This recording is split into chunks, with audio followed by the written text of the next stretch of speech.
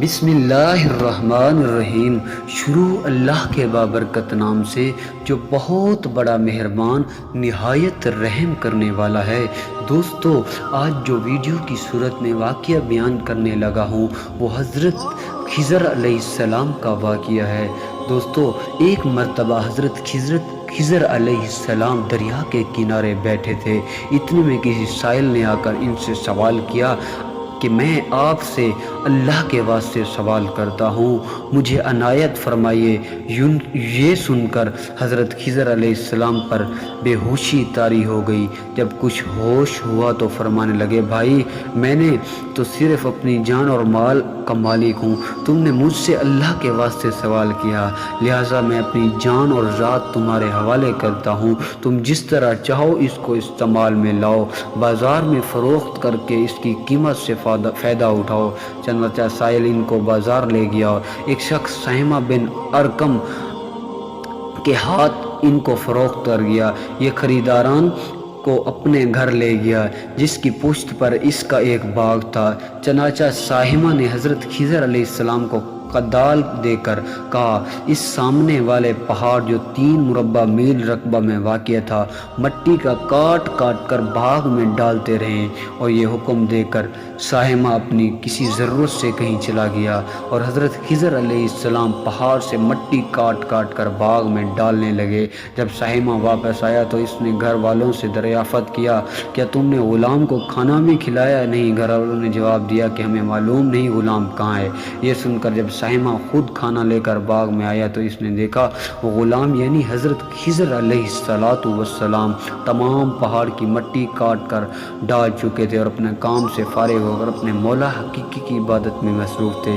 یہ دیکھ کر ساہمہ کو بڑا تعجب ہوا اور اس نے دریافت کی، یہ تو بتائیے کہ آپ کون ہیں؟ اور یہ بات سن کر حضرت خضر علیہ السلام پر کچھ بے ہوشی سی طاری ہو گئی اور پھر آفاقہ ہونے پر انہوں نے فرمایا، بھائی، میں خضر ہوں۔ جس کو سن کر ساہمہ کے ہوش اڑ گئے تو نے یہ کیا کیا؟ ان کو غلام بنا کر ایسے کام پر لگایا، یہ تو انتہائی گستاخی۔ پھر ہوش آنے پر ساہمہ نے توبہ کی اور پروردگار سے عذر خواہی کے ساتھ حضرت خضر علیہ السلام کو آزاد کر دیا اور جناب باری میں عرض کیا، کیا الہ العالمین مجھ سے اس کا مواخذہ نہ کیجیے، کیونکہ میں ان کو جانتا نہیں تھا۔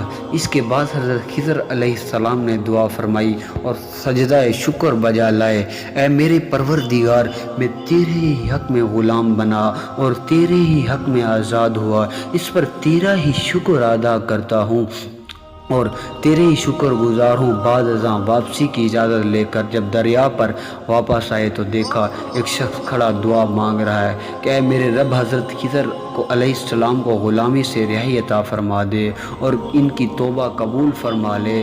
حضرت خضر علیہ السلام نے یہ دیکھ کر اس شخص سے دریافت کی، کیا آخر تو کون ہے؟